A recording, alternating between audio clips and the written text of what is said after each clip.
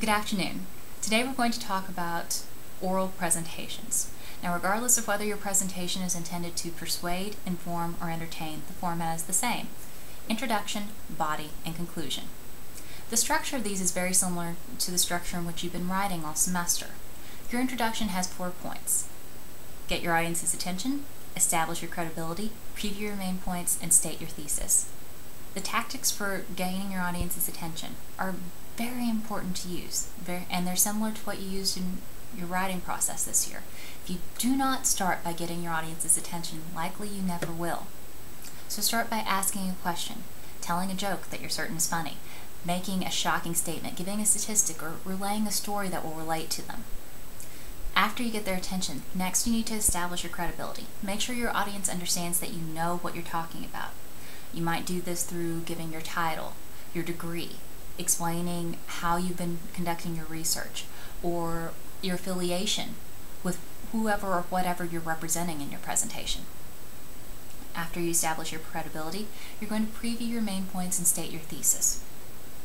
Just like when you're writing, you need to make sure that your audience can begin to organize the information that's going to come and understand what the support you're giving is in support of.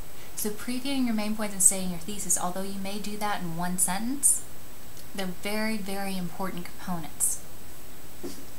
In the body, you need to organize the body in the points in the order in which they were previewed in the introduction.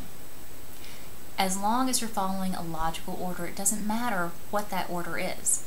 If you are doing a chronological order, that's fine. If you're doing a cause and effect order, that's fine. If you're doing a compliance gaining or persuasive technique, you want to organize your presentation by Monroe's motivated sequence, that's fine. There just has to be some logical argument such that your audience understands that there is a build in which you are presenting your points.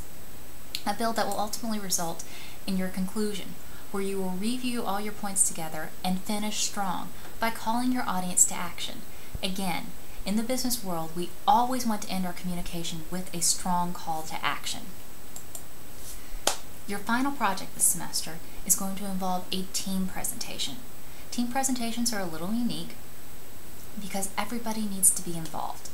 Now, your involvement may not be speaking. Not every member of a team needs to actually present in a team presentation. Your strongest presenters need to be the ones that are presenting.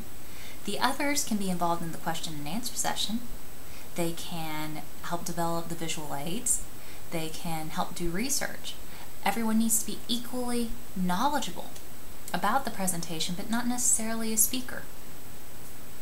When you do have multiple speakers, you need to make sure it's fluid, that you have one cohesive presentation that people are delivering different parts of, not different hodgepodge pieces of a presentation that have been shoved together. The transitions need to be clear. And not just the verbal transition, but the transition as you move from speaker to speaker.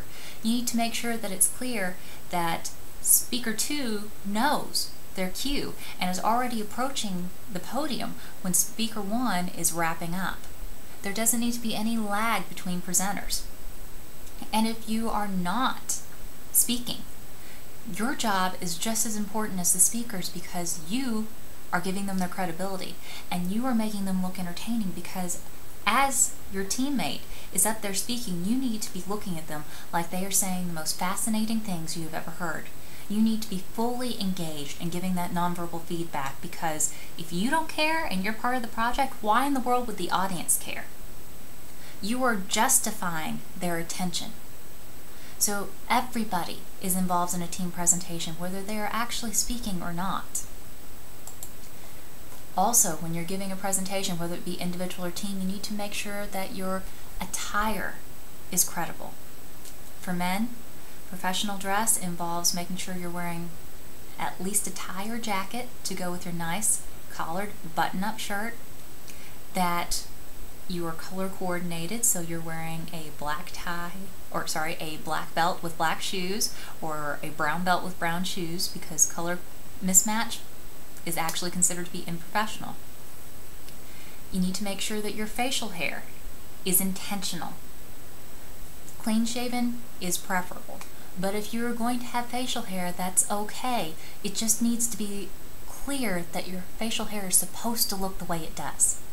Okay, that is clearly your sideburns. This is clearly your goatee. Not maybe that's the way it woke up, maybe it grows faster in these patches. Intentional. That's what professional facial hair looks like now. And ladies, for you, a nice blouse and a skirt or a suit, either will work. Couple of caveats. Cleavage is never considered to be professional. You must always have your chest covered. Also involving your legs. Now, we don't have to wear tights anymore, but your skirts, the length needs to be appropriate, no more than 6 inches above the knee. And preferably, a good rule of thumb is to stand up. See if I can get all this in the camera. Stand up, put your hands to your sides. Okay, your skirt should be no more than 1 inch below the bottom of your hands when you put them down flat at your sides. You can't even pass an outfit for being business casual if your skirt is shorter than 1 inch below your fingertips when your arms are at your side. Jewelry. Make sure that your jewelry is subtle. Nothing large, nothing dangly, nothing sparkly that's going to be distracting. The same thing for your makeup. Glittery makeup is not considered to be professional. It should all look natural. It should all be subtle. And for both sexes, there are a couple of things that we all need to consider. Number one is piercings. The only piercings that are considered universally professional now are the earrings in your lobes. Okay? Lobe piercings are considered fine. There's actually debate still whether cartilage piercings are acceptable. Alright? So if you have those piercings, you are going to need to be safe by making sure your hair covers it up. Okay? If you have facial piercings, you're going to want to take those out or use a retainer in them while you're giving a presentation. If you have tattoos, cover them up. Okay? The tattoo, depending on what generational cohort and cultural upbringing your audience is from, it's going to do one of two things most likely. Either one, it's going to make you be perceived as unprofessional, or two, it's going to distract your audience, because even if they're okay with the tattoo and aren't going, oh my gosh, the speaker has a tattoo, they're going to be going, huh, what is that? Is that a chain? Is it a snake? What is that? And I wonder why they got it.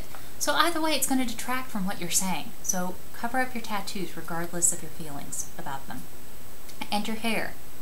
Your hair needs to be pulled back out of your face. Now, this is beneficial like the tattoo covering for another reason, because a lot of your message is nonverbal. Remember, most of your message, in fact, is nonverbal. 55% of your message is in the behaviors themselves, and if your face is covered, your audience is missing all those components of the message that come from right here. So it's very important. It's effective communication and it's professional attire. Lastly, professional presentations involve visual aids. Now, once upon a time, the epitome of a visual aid used to be a flipboard. Okay? Then it moved to PowerPoints. Now Prezi is the new and exciting thing. Regardless of what format your presentation is, the rules have remained the same. Number one, use as few words as possible. Your visual aids are supposed to enhance what you're saying, not replace it. If I look at your visual aid and have a clue as to how you're going to structure your presentation and what it's going to say, if there is a chance that I could improv your presentation based on your visual aid, we have a major problem. Too many words. You need to present visually as much as possible so that your words are still heard and people are not distracted by reading your PowerPoint or your Prezi. If you must use words, no more than 5 words across, 5 words down. And make sure the font is large, no less than size 24 font. In fact, say you're doing a PowerPoint, print the slides out one at a time, lay those slides down on the floor, stand up, and look down at them. If anything looks blurry, text, pictures, whatever, assume that it's going to look blurry to the people in the back of the room when you're projecting it on the board. You have to cater your presentation to your audience in the back of the room, because if the people in the back can see, if the people in the back can hear, you assume that everyone from there up is going to be okay as well. Okay. Finally, no complete sentences, use bullets. Again, the minimal amount of words. So, what do you take away from this? When making a professional presentation, You need to be concerned with the organization of the content. You need to be concerned with the physical presentation of the content. And you need to be concerned with the supplements of the content in your visual aids. All three of those components must be married together to give an effective and professional business presentation. If you let me know if you have